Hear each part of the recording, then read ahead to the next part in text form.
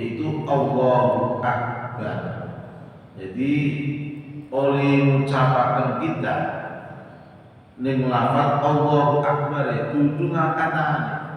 Ada salah paham. Karena kita yang lebih mempermasalahkan itu masalah ngangkat tangannya. Suatu hal yang menjadi perbincangan kadang sebagian tempat itu yang kita lihat, kita saksikan si takbir jempol di tangan. Ada yang ekstrim. Anggal terus dulu bisa. Kadang anak sing ngirit bisa.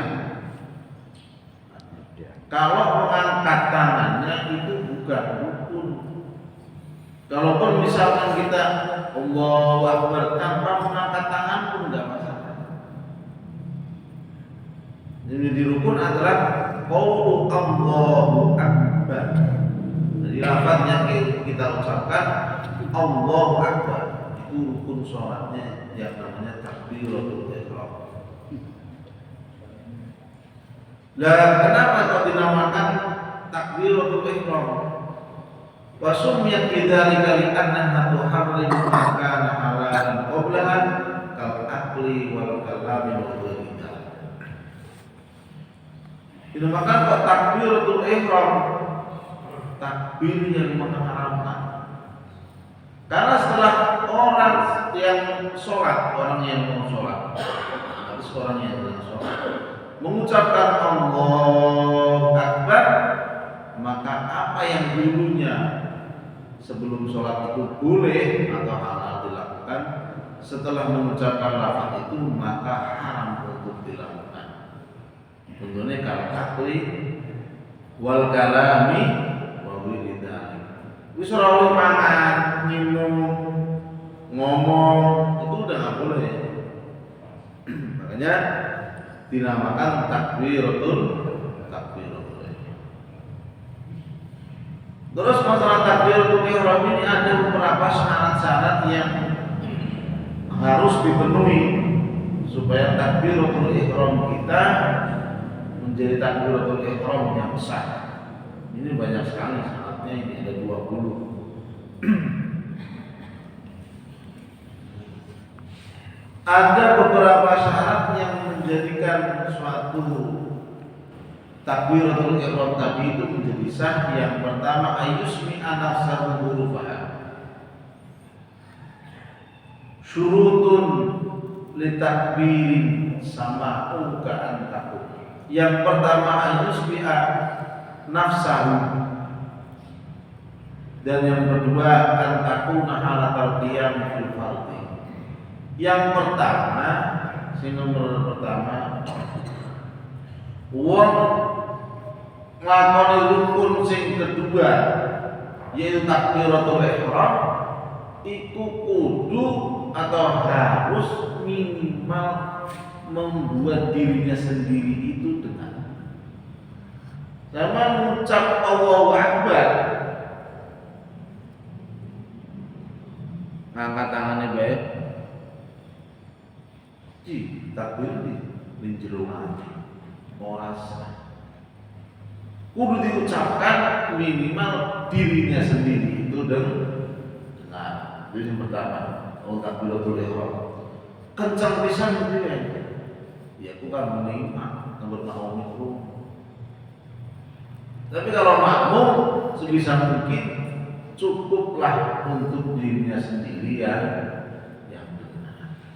Kebantaran boleh sing pinggiri pada kaya lagi ngepasakan malah mengganggu.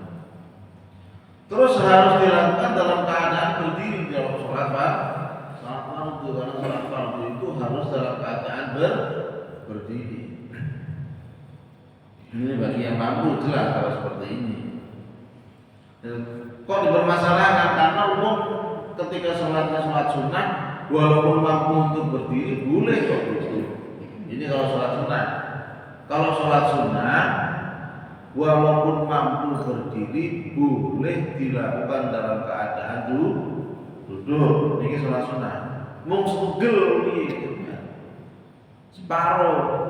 Wong lakoni sholat sunat misalkan 10 nilainya, lamun dilakoni kelawan dodok butuh iftiros ya, yang lebih baik itu seperti itu, maka pahala yang ia dapatkan adalah setengah. Kalau sholat sunat dilakukan dalam keadaan duduk. Tapi kalau sholat wajib, maka wajib berdiri kalau dia masih mampu berdiri. Kalau sudah memang nggak mampu, ya bolehlah duduk. Ya, seperti itu. Terus yang nomor 3 syarat lagi, syarat sahnya takbiratul ihram yaitu antakuna bil arabiyyah wa bil arabiyyi taqdimu Allahu awwalan. Nomor 3 antakuna bil arabiyyah. Nomor 4 at-tartib fiha. Nomor 3 kudu nganggo bahasa. Ya iya, pas bisa syariat ngatur oleh wong sholat nganggo bahasa Arab. Kemudian cekcok. Bayangkan bae lamun masih cekdung mana? Lamun nganggo bahasa cekdung. Allahu Akbar. Lamun pas lagi haji umroh campur aduk wong pirang-pirang nganggo bahasa masing-masing. Nah, wis ribut. Ana sing Madura, ana sing Sunda, sing Jawa, sing Batak, ruwet banget. Mane wis pas pisan saya oleh ngatur disatukan dengan bahasa Arab. Berarti Islam agama Arab kan? Ya. Kumpul bae masalah iki di antara salah satu hikmah kita memakai bahasa Arab, itu bahasa nomor 1. Amane besok ning akhirat tuh, Pak. Walaupun kita ke orang bisa bahasa Arab, besok bisa, namun maju juga tapi. Karena bahasa wong ahli surga, penduduk surga iku nganggo bahasa Arab, ora ana sing reyang-reyang sira-sira ning kana besok. Mulane tutuna bae semoga kita kabeh iki termasuk min ahli jannah. Bisa bahasa Arab tenan bae, ora usah diajari, ora usah dhewe. Iku sing nomor 3, sing nomor 4 at-tartibu fiha. Wong ngucap Allahu Akbar takbiratul ihram kudu Allahu Akbar, ora oleh diulang-ulang. Akbar Allah contohnya. Ora. Atau selagi misalkan dirubah-rubah dengan tidak memakai lafaz itu. Misalkan sama kita kalau pakai senang dengan Allahu Akbar. Allahur Rahman. Kudu lafaz Allahu Akbar. Zaman itu harus tertib, Allah dulu baru Akbar. Terus wanukun bi akbar la tamudda li hamzatin kabain bila tasdidiha wa kadal bila. Terus dengan harus berpakai bahasa an-nutqu bila jalalah. Dia harus dengan lafaz itu. Terus an-nutqu bila akbar. Allah harus dengan lafaz Allah, walaupun nama Allah banyak. Akbar harus pakai lafaz akbar, walaupun yang lain juga yang maknanya mungkin bisa sama juga ada. Ini nggak boleh dirubah. Terus wakadal wilan atau la tamud dari hamzatin kabain bila tasdidiha wakadal wilan. Terus ada mad di hamzatil jalal. Takbir tidak boleh memanjangkan lafaz ana. Allahu Akbar. Boleh. Terus ada mad di bagi akbar. Yang tak boleh lagi Allah Akbar. Ya, tak boleh gini, hati-hati hati-hati ya. Ilmu takbiratul ihram juga perlu diperhatikan. Karena kalau enggak kita perhatikan, ini bisa-bisa salah. Sering kita jumpai, mungkin banyaklah yang memenuhi kriteria. Cuman kadang itu enggan untuk mengeluarkan suara. Syarat yang pertama tadi itu ayusmi anafsahu rufaha. Itu enggan sekali. Dewi ke bawah aku. Ini enggak sah nih. Takbiratul ihramnya. Minimal dirinya sendiri, telinganya sendiri itu dengar. Gitu. Terus Allahu Akbar, ba-nya dipanjangkan enggak boleh. Terus ada mutasydidil ba-nya ditasydid enggak boleh. Terus al-muwalah bainahuma, antara Allah dan Akbar itu harus langsung ketemu. Enggak boleh Allah Akbar. Allah dulu, Allah ada Akbar. Nah, ini enggak boleh lagi. Ada mati alifil jalalah ziyaratan ala sabi'a alifat. A-nya dipanjangkan, enggak boleh. A dipanjangkan. Ala yazida wawan bainahuma. Ini kata Allahu Akbar. Nah, enggak boleh. Allahu Akbar. Ada wa di tengah-tengah antara Allah dan lafaz Akbar. Terus mura'atu hurufiha alla yubdila harfan bil harfin akhar. Ini huruf-hurufnya enggak boleh. Ayatul waktu fil mu'aqqat antakarina binniyah. Terus antakarina binniyah. Ini yang kita kadang sangat sulit aslinya, cuma untung saja ada ulama seperti Imam Haramain, Imam Ghazali, Imam Nawawi itu mempermudah.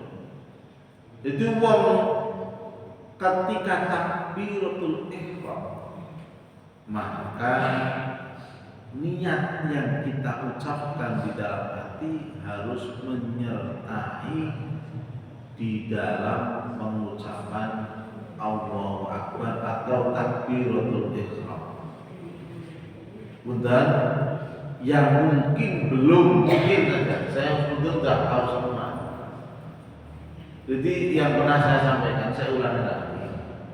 Niat itu adanya di dalam hati. Dudu sing diucapkan sedurunge sama Allahu Akbar. Biasanya kan kita kan sebelum sholat kan usolli fardhul maghribi salasa raka'atin mustaqbil qiblatin makmuman baika Allah itu sunnah. Yang wajib yang harus itu ketika Allahu Akbar ning jero niki kita niat. Allah ning jero ati usolli fardhul maghribi salasa raka'atin lillahi ta'ala makmuman lillahi ta'ala. Niat oleh nganggo bahasa Jawa, nganggo bahasa Sunda, nganggo bahasa sejenisnya oleh dari niat. Nah, jero ati ndak langsung salat maghrib 2 rakaat makmum karena Allah. Ini diucapkan niat itu ketika takbiratul ihram. Ini namanya muqarrarah. Untung saja muqarraratun niat takbir ini Imam Ghazali dan yang Haramain dan yang Nawawi itu lebih memudahkan. Ora kudu bilang kabeh ora. Ning awale Allah wae oleh niat. Misal Allah awal langsung niat. Ora kudu sing awal sampai akhir pas dan angel pasan. Ini alhamdulillah kita punya pegangan yang Haramain yang Ghazali yang Nawawi. Terus takhiru takbiratul makmum an takbiratul imam. Dan yang belum tahu ada wani-wani ai dadi makmum bareng takbiratul ihram imam batal salat. Makmum, seorang makmum yang mengucapkan takbiratul ihram kok bareng imam. Walaupun saya jadi lamun bareng imam ki orang sampai batal. Tapi kalau kita membarengi takbiratul ihram si imam, batal kan? Karena apa? Karena barengi si imam dalam takbiratul ihram. Makmum itu kok arahnya ke makmum untuk minggu. Namun wong sholat sing ngulu-ngulu baik. Awas kalau kita nggak tahu bisa-bisa nanti bisa menyebabkan batal sholatnya kalau tidak tahu. Nanti ngulu-ngulu baik, makmum imamnya situ ruku, seruku batal enggak batal kalau satu. Kalau dua rukun mendahului imam batal. Dibangun, buntut ini gas. Kan dibangun, buntut ini dulu kok imamnya Allahu Akbar, ragat sama Allahu Akbar. Asal bareng imam. Allah yaksida bitakbir ghairu shalah ayat hamzat akbar wa yamsiku bil hamzah. Jadi terus uang takbiratul ihram kudu murni nyeja karena takbir karena sholat. Itu beberapa syarat-syarat yang harus dipenuhi untuk mensahkan rukun yang kedua yaitu takbiratul ihram. Terus yang ketiga, sekarang rukun asal, rukun sing nomor punten sebelumnya. Kalau masalah ngangkat tangan ini, masalah ngangkat tangan itu hukumnya itu nggak wajib. Allahu Akbar ngangkat tangan itu hukumnya tidak wajib, itu sunnah. Tapi kalau mengangkat tangan, ya kalau mengangkat tangan yang benar, mungkin bukannya kok paling benar enggak. Seingat saya, setahu saya yang saya baca itu kan, tapi kalau mengangkat tangan itu ininya sejajar, rijinya sejajar dengan pundaknya. Jadi segini. Biasa Pak Allah. Segini. Kira-kira sejajar dengan pundak.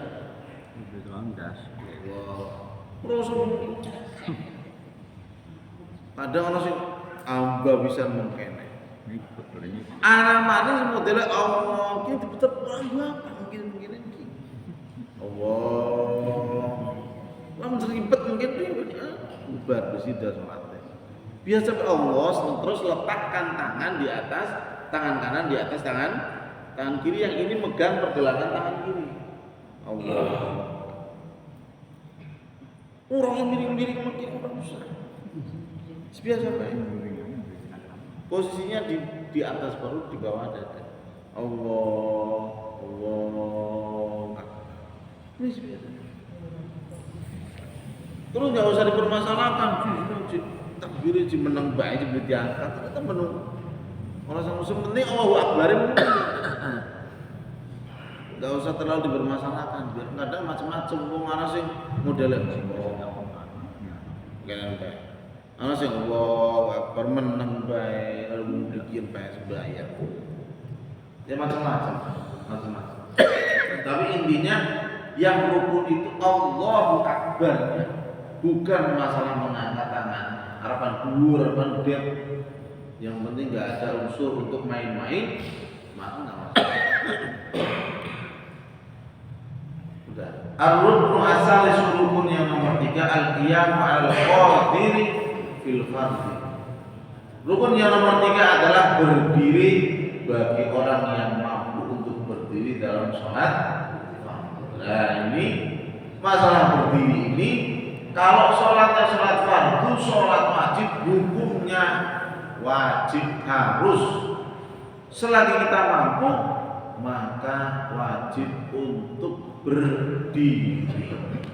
Tadi saya sudah terangkan, kalau sunnah fala yajibu al-qiyamu fin nafilah. Maka kalau sholat sunnah tidak wajib dalam keadaan berdiri, boleh dalam keadaan duduk. Boleh sunnah-sunnah dan itu pun legal, silakan dilakukan.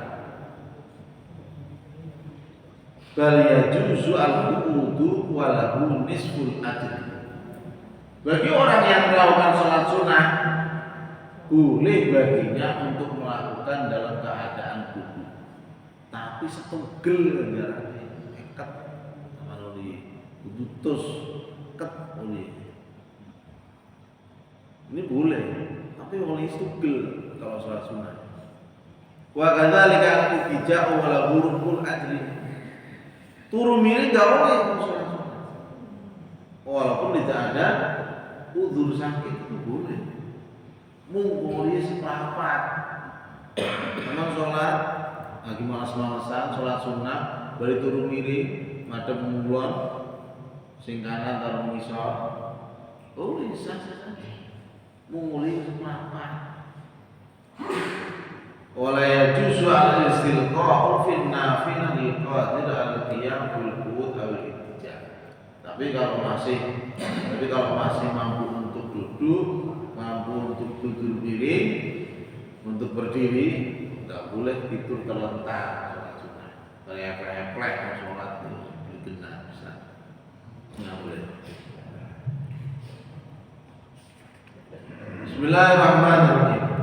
Sekarang, tadi kan orang sholat sunnah, orang sholat wajib, orang sholat wajib itu harus dalam keadaan berdiri. Sekarang kapan diperbolehkan orang melakukan sholat wajib dalam keadaan duduk? Kapan? La yajuzu lahu al-qu'udu fil fardhi illa idza ajaza al-qiyam. Kalau orang memang sudah tidak mampu untuk berdiri, ya maka silakan. Dia boleh sholat wajib dalam keadaan duduk. Ini kan orang benar-benar orang bisa ngadeg.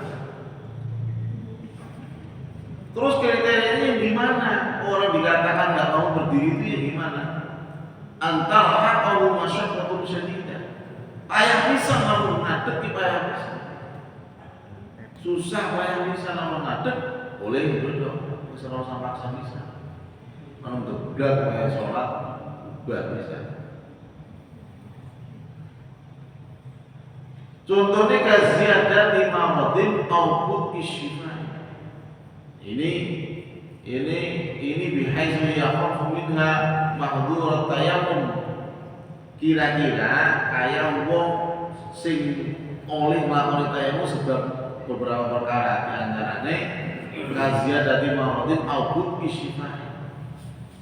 Contoh misalkan kita lagi gering, lamun kita maksa ngadeg, done gering luar suara. Oleh sholat wajib dalam keadaan duduk. Al-wudu syai'in fahisin fi udwin dhahirin aw faqdi manfaat udwin aw kanat masyaqqatan la tuhtamalu adatan. Intine mengene, lamunan wis payah bisa ora bisa ngadeg, kira-kira ngadeg wis payah, ya wis oli sholat wajib ya dalam keadaan duduk. Itu boleh seperti itu, boleh. Tapi ada caranya, ada runtutannya. Jadi seperti ini runtutannya. Wong ketika sholat fardu wajib dalam keadaan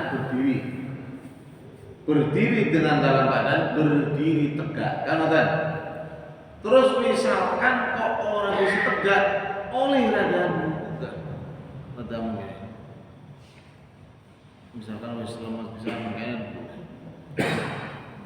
kalau nggak bisa ya wis sholat dalam keadaan duduk, tapi duduknya enak, yang afdol duduk tasyahud awal, duduk iftirash tasyahud awal yang menjadikan kaki sebagai tumpuan dirinya.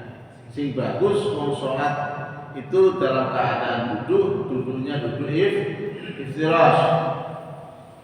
Kalau sudah nggak mampu duduk, fa'in aja sholamun terjiat, boleh dalam keadaan tidur miring, madhep wal aula ala jamil aiman, yang baik adalah miring ning tengen.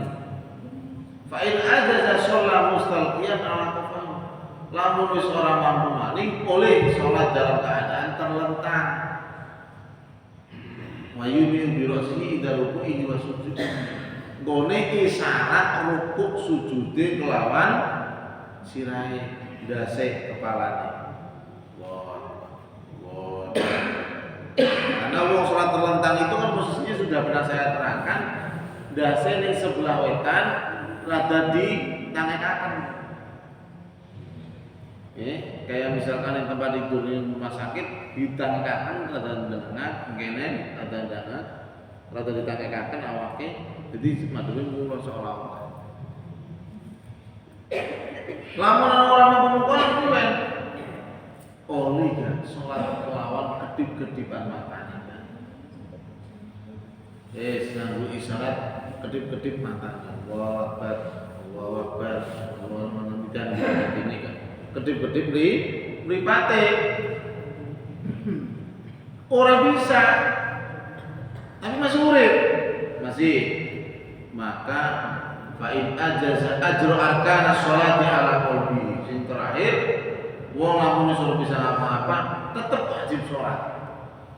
Arep niat mendhi langsung dudak terus misalnya. Ini kewajiban sholat. Ngadeg kalau bisa duduk, orang saya alasan. Orang bisa duduk, turun miring. Orang bisa turun miring, beri ngedeng, turun terlentang. Orang bisa aja. Ki wis lagi dhewe semana, ya wis ngomong gede-gede pripate salate. Ora bisa. Wis jero atine, wis angel pisan ki wis. Mentok pisan. Wis ora bisa apa-apa, tetap wajib salat walaupun hanya dengan menggerakkan di dalam hati. Iku sebentok ora. Ora bisa, berarti mati salat. Itu seperti itu. Wallahu a'lam bishawab. Itu beberapa runtutan-runtutan mengenai kriteria orang yang misalkan sholat dalam berdiri nggak bisa duduk dan lain sebagainya. Pahala mah orang anasin orang. Kalau masalah pahala memang nggak bisa berdiri maka duduk, maka pahala tetap. Beda kalau sholat sunnah. Kalau sholat sunnah mampu berdiri boleh dilakukan dalam keadaan duduk tapi sedikit mulia. Mampu duduk tapi tiduran miring oleh seperempat.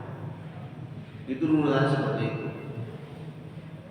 Mohon kenawan dengan saya sampaikan mungkin sangat bermanfaat bisa kita amalkan supaya kita lebih teliti dan kita lebih benar dalam masalah kita sehingga kita termasuk umat termasuk umat yang akan diterima ibadahnya melalui Allah Subhanahu wa taala. Amin amin ya rabbal alamin. Allahumma shalli ala sayyidina Muhammad alhamdulillahirabbil alamin. Allahumma shalli wa sallim ala sayyidina Muhammad sallallahu lana biha صلاة الجماعة. اللهم صل على سيدنا محمد صلاة تغفر الذنوب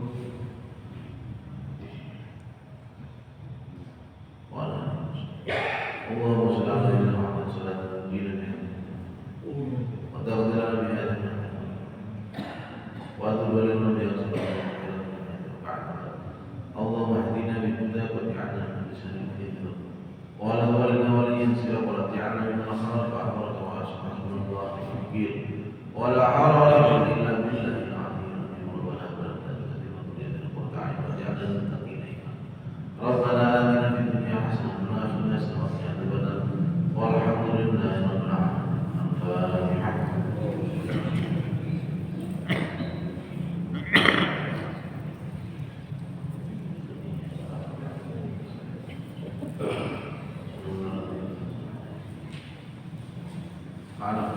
Assalamualaikum warahmatullahi wabarakatuh.